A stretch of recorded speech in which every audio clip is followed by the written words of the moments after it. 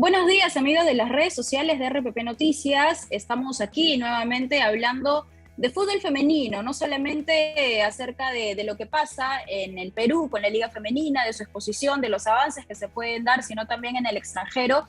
Y tenemos buenas noticias al respecto, porque ayer martes se dio a conocer a nivel mundial que la selección femenina de Estados Unidos ha alcanzado un logro importantísimo, un paso gigantesco para hablar de la profesionalización del fútbol femenino y sobre todo del reconocimiento que merecen las futbolistas que hace años vienen luchando para tener los mismos derechos que los jugadores de fútbol masculino. ¿Y a qué me estoy refiriendo? A que la selección femenina de Estados Unidos, como les comentaba, ganará a partir de marzo lo mismo en sueldo que el equipo masculino de ese país. Es decir, las futbolistas de la selección mayor absoluta de Estados Unidos van a recibir el mismo sueldo que los jugadores de la selección masculina. Pero ¿cómo empieza todo esto? Porque no es que simplemente a la Federación de Estados Unidos se le ocurrió tener esta iniciativa, sino que, como decía, es una lucha que viene de hace muchos años. Y esto inició en realidad en el 2016, cuando 5 jugadoras, muchas de ellas son emblema del fútbol femenino mundial porque fueron de las primeras que alzaron su voz: Megan Rapinoe, Alex Morgan, jugadorazas, además Carly Joy, Becky Sauerbrand y Hope Solo. Ellas 5 iniciaron con esta iniciativa para que el fútbol estadounidense pueda tener mayor equidad salarial y presentaron una queja ante la Comisión de Oportunidades e Igualdad en el Empleo de Estados Unidos, esta comisión que regula la discriminación salarial entre hombres y mujeres, no solamente del fútbol, sino de cualquier índole. Sin embargo, esto quedó en stand-by, esto no avanzó, y 3 años más tarde ya no eran solo 5, sino que muchas más futbolistas alzaron su voz. En el 2019, 28 jugadoras de la selección estadounidense, incluidas las 5 que comenté hace un rato, denunciaron a la federación por los mismos motivos en una corte federal de California. Sin embargo, en ese momento esto recibió un duro golpe porque hubo indiferencia, digamos, en mayo del 2020, cuando el juzgado del Distrito de California desestimó la cuestión de equidad salarial y pedían a las futbolistas, les decían, van a tener las mismas condiciones de trabajo, pero no necesariamente van a tener el mismo sueldo. Es decir, reconocía la solicitud de igualar las condiciones óptimas, digamos, los mismos gimnasios, la misma calidad de entrenamiento, pero no necesariamente el mismo reconocimiento salarial, que no deja de ser importante, ¿no? Sin embargo, a pesar de que en ese momento no estuvo reconocido, ellos siguieron con el proceso, las jugadoras seguían con el proceso, y ayer martes, 22 de febrero, se dio a conocer que la Federación Estadounidense de Fútbol, la US Soccer, como se dice en inglés, llegó a un acuerdo con las demandantes, con estas 28 jugadoras, en el que se comprometen de ahora en adelante aplicar la equidad salarial entre los combinados nacionales absolutos de Estados Unidos. En realidad, esto todavía no es formal, no es legal. ¿Por qué? Porque hasta el momento es solamente un pacto que pone fin ya a años de litigio, como les comentaba, de estas 28 jugadoras que alzaron su voz. Pero a partir del 31 de marzo, que expira el pacto, el arreglo actual, mejor dicho, va a empezar a darse este nuevo pacto que va a tener que ver con la equidad salarial. ¿Y qué dijo Megan Rapinoe, la ganadora además del Balón de Oro de la FIFA en el 2019 y una excelente jugadora? Dijo que es un paso adelante monumental que nos hace sentir valoradas, respetadas y repara nuestra relación con la US Soccer, porque, como les decía, este litigio hizo que muchas alzaran la voz y que se mostraran en contra de cómo se venía manejando las cosas en la Federación de Fútbol Femenino de Estados Unidos. Y en tal caso, ella dice que con esto, digamos, que se mejora la relación que tienen las jugadoras con su propia federación, y este pacto colectivo se da entre la federación, la US Soccer, con el sindicato de la selección femenina. Sin duda, un paso importantísimo en el fútbol, y que esperamos que obviamente a medida que se pueda también se replique en otros países, en otras federaciones. Pero, ¿por qué viene este tema de alzar la voz? ¿Por qué se demoró tanto, digamos? Porque, como les comentaba, era en el 2016 que se inició, en el 2019 se volvió a intentar, y recién ayer 22 de febrero del 2022 se dio el sí. ¿Por qué? Porque en realidad hay muchos antecedentes de desigualdad. Las jugadoras no se han quedado calladas, al menos las de Estados Unidos, y lograron este objetivo que se habían planteado hace años, porque venían teniendo bastantes antecedentes de desigualdad, como les comentaba, más o menos para repasar. Acá tengo un par de casos para que se puedan analizar. A ver, la FIFA otorgó una bonificación de más de 32 millones de euros a Francia durante el triunfo del Mundial en el 2018 a nivel de hombres. ¿Se acuerdan? En el Mundial de Rusia 2018 que Francia es campeón.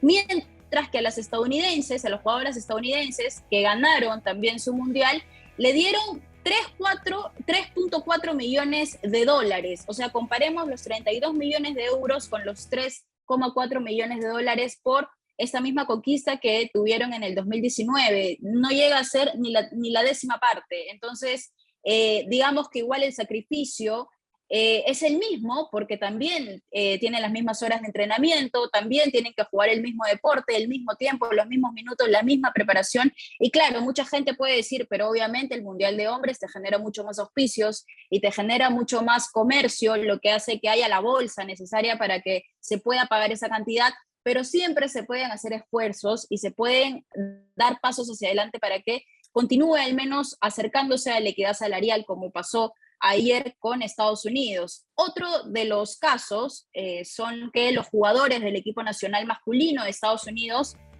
fueron eliminados en octavos de final del Mundial Brasil 2014 y recibieron 4,5 millones de euros, mientras que las jugadoras de fútbol femenino de Estados Unidos solo recibieron 1,45 millones por ganar su competición. Otra vez se ve reflejado que es un abismo de diferencia lo que ganan los hombres con lo que ganan las jugadoras, teniendo mejores resultados deportivos, teniendo mejores premios deportivos.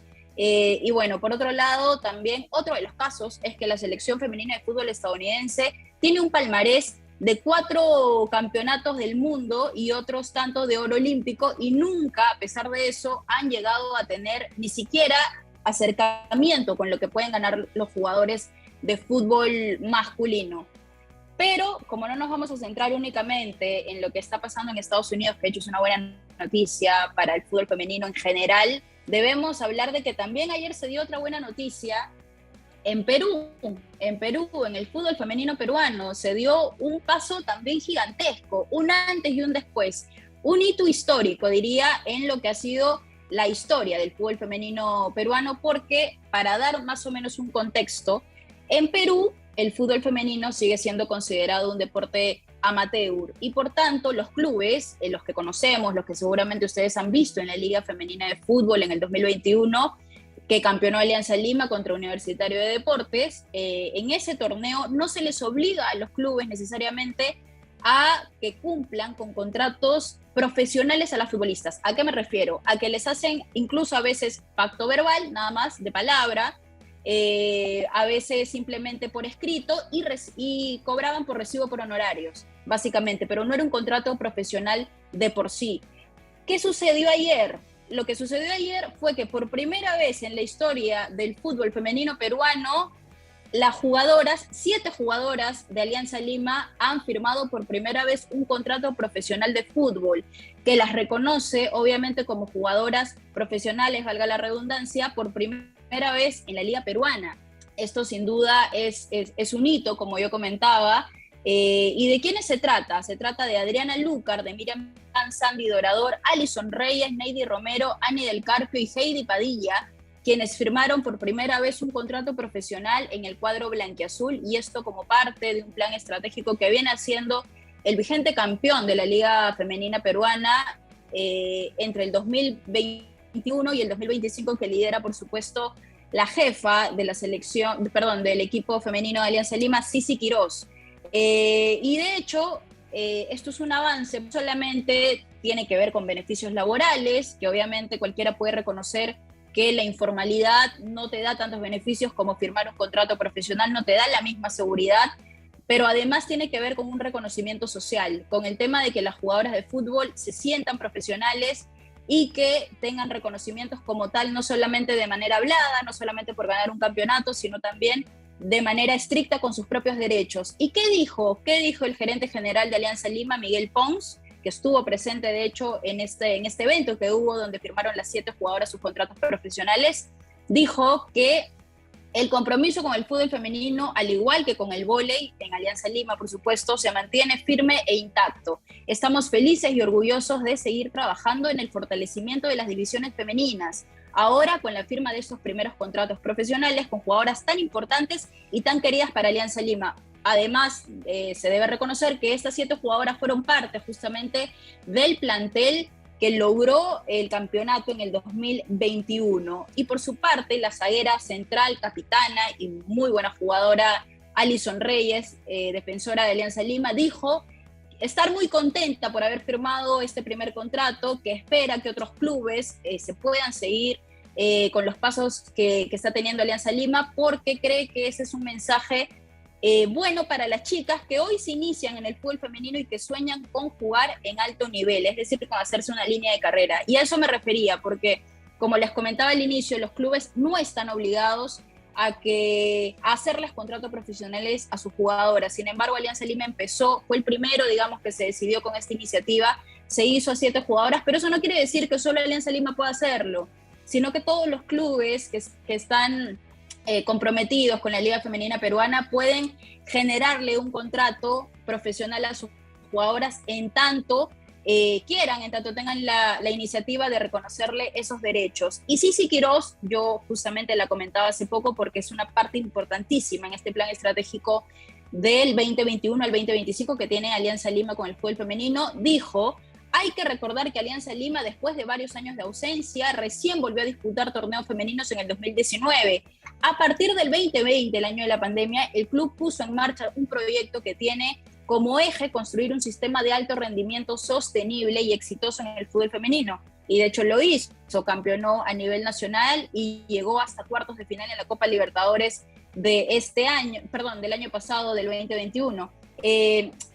Dijo además, los logros alcanzados el año pasado, lo que yo comentaba, muestran que estamos por buen camino, que varias de nuestras jugadoras firmen su primer contrato. Es además un mensaje potente para las chicas que vienen de atrás y que es posible desarrollarse en Alianza Lima jugando al fútbol. Es decir, que ya no sea solamente informal, un hobby, quizá recibir dinero de manera informal, o no necesariamente informal, pero que no alcance ese reconocimiento que se necesita, porque las chicas tienen un gran compromiso, tienen muchas horas de trabajo a la espalda y muchas de ellas, y ya no me refiero solamente a Alianza Lima, sino a otros clubes peruanos, tienen que gestionarse con otros trabajos, con otros estudios quizá, y no tienen el reconocimiento que yo creo merecen. En Perú, digamos, el paso que dio Alianza Lima es importante porque tiene como horizonte, tiene como meta justamente la profesionalización del fútbol, de la industria, llamar no solamente a una mejora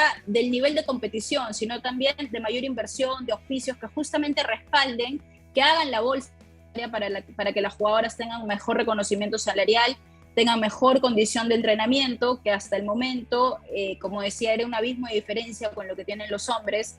Así que poco a poco, paso a paso, y lo que hizo ayer Alianza Lima me parece que es sumamente loable. Se viene gestando un buen camino y esperemos, por supuesto, que muchos clubes, que de hecho ahora nada más entre marzo y abril inicia la Liga Femenina 2022 peruana, así que esperemos, por supuesto, que más clubes se sumen a esta iniciativa de Alianza Lima y con el pasar de los años, quién sabe, se pueda lograr algo al menos parecido a lo que logró también ayer Estados Unidos en tanto de la equidad salarial. Suena bastante lejano, pero así pasan las cosas, así se hace poco a poco y la iniciativa es lo más importante. Por el momento, esas son las buenas noticias en el fútbol femenino. Ustedes saben, como siempre, aquí en las redes sociales de RPP, cada semana venimos hablando de la actualidad del fútbol femenino, qué se viene haciendo, no solamente en Perú, sino también en el extranjero. La visibilidad es muy importante y la gente tiene que saber qué está pasando con las jugadoras, qué está pasando con las competencias. Así que no olviden suscribirse, darle like también a este programa para que estén enterados de todo, de lo que viene pasando también con sus clubes, posiblemente la U, Alianza Cristal, Vallejo, que también se vienen preparando para la Liga Femenina Peruana, que ya está a poco de empezar. Así que conmigo, hasta una próxima oportunidad.